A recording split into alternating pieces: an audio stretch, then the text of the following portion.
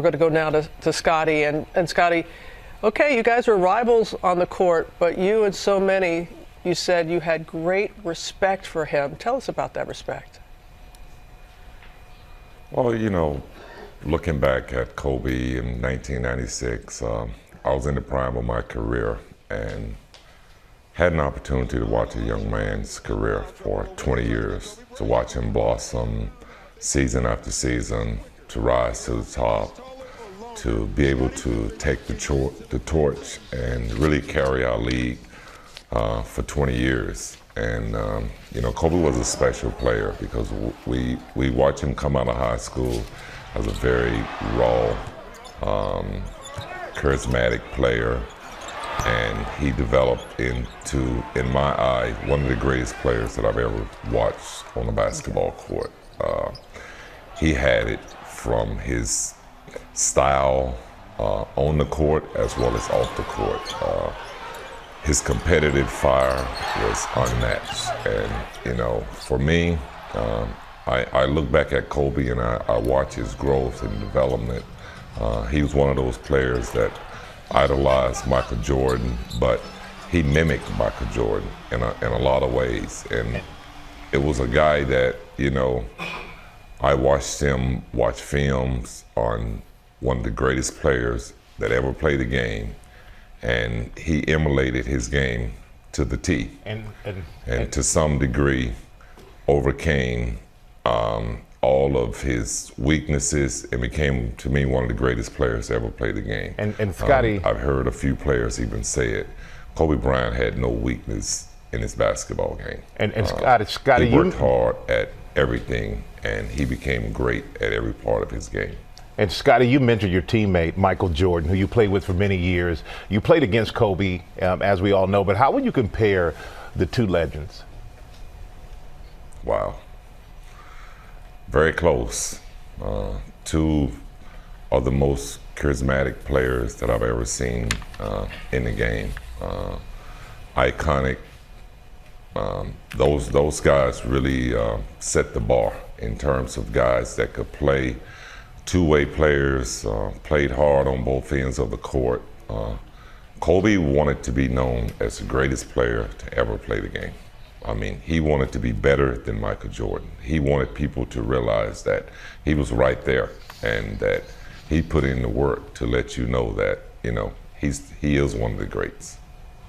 All right, Scottie, thank you so much. Derek, thank you as well. We really appreciate you guys sharing your thoughts on.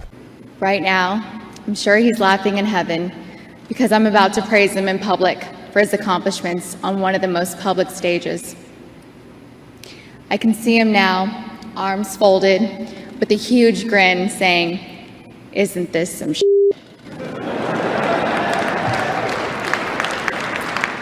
Kobe was one of a kind. He was special, he was humble, off the court, but bigger than life. To all of our close friends and family that have been present for my girls and I, thank you. I don't have a speech prepared by my husband because he winged every single speech. He was intelligent, eloquent, and gifted at many things, including public speaking. However, I do know that he would thank everyone that helped him get here, including the people that doubted him and the people that worked against him and told him he couldn't attain his goals. He would thank all of them for motivating him to be here. After all, he proved you wrong. I remember asking him why he couldn't just sit a game out because he was hurting. He said, "What about the fans that saved up to watch me play just once?" He never forgot about his fans. If he could help it, he would play every minute of every game. He loved you all so much. Kobe had many accomplishments. 5-time NBA champion, 5-time New York Times best-selling author, 18-time All-Star, a league MVP and 2-time finals MVP. 2-time Olympic gold medal winner. He is also the first professional athlete to win an Oscar.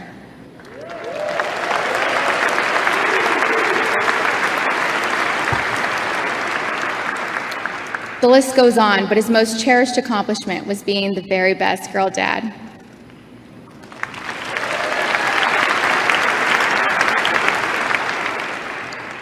Usually people thank everyone that has helped them get here, but since I don't have Kobe's specific list, I want to thank my husband.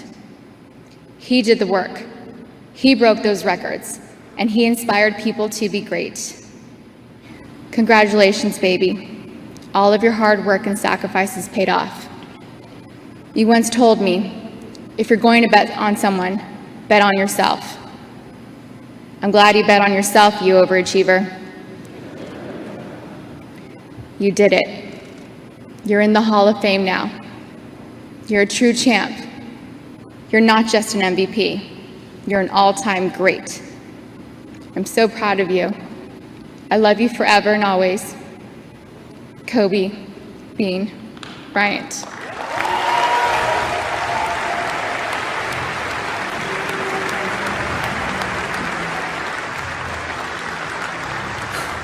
Stephen A., I'll start with you. Your reaction to Vanessa's speech. Well, I thought it was a phenomenal speech. Every time I see her, I see, MJ and them, and you're talking about Kobe. I miss my brother.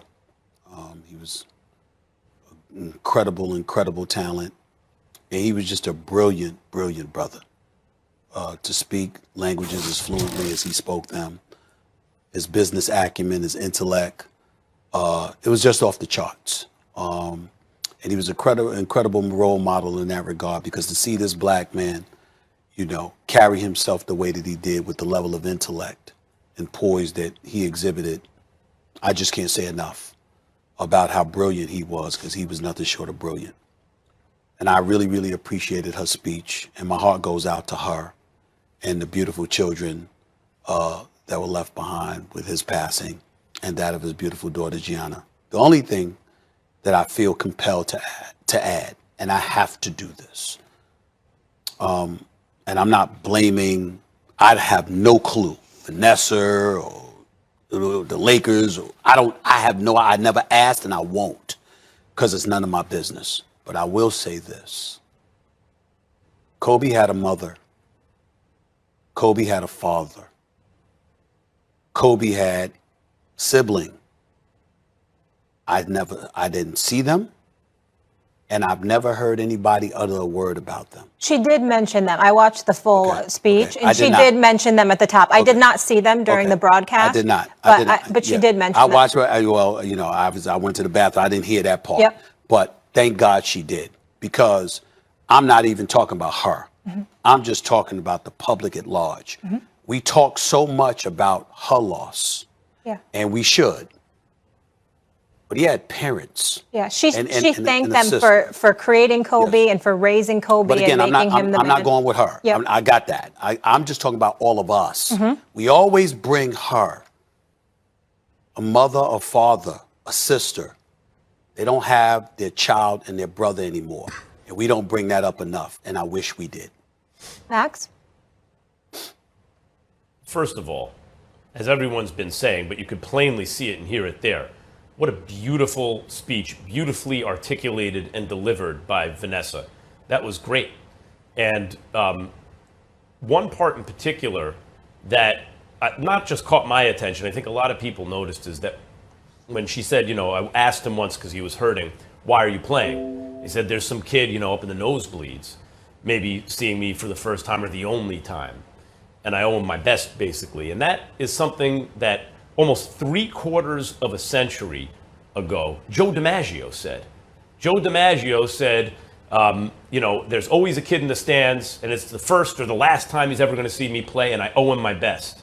The reason I bring that up is because 3/4 of a century later, whether or not anyone's seen him played or even know what sport he played, right?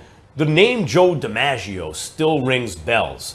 And that will be the same for Kobe Bryant.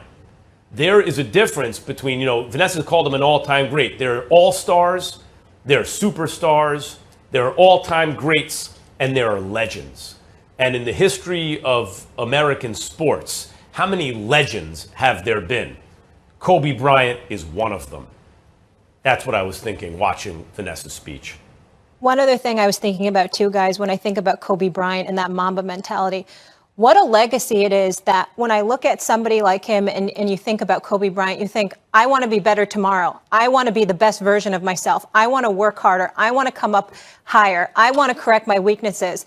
And that's really what Kobe embodied. And when we think about Kobe and we think about that Mamba mentality, like if I saw Kobe on the screen or Kobe speech, I'm like, oh, I can go run another mile.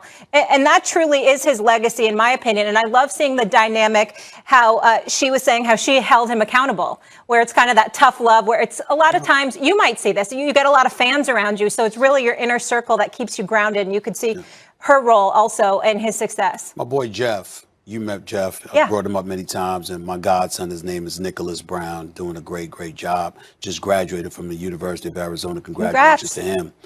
Had like a 3.8 GPA. Met Kobe Bryant a few years ago. Kobe looked at him and said, how come it ain't 4-0? That's what I mean. Exactly. Those kind of stories. How come it's not 4-0? He said, you ain't got no job yet. You're a kid. You ain't got a family. He said, what's your distraction? How come it ain't 4-0? He makes you want to be better. He always makes you And Max, I'm glad you brought that part up about the fans, how he never wanted to cheat the fans, injured, sick, etc. It's truly remarkable. And he's right. Some people saving up all their money just to get to see him.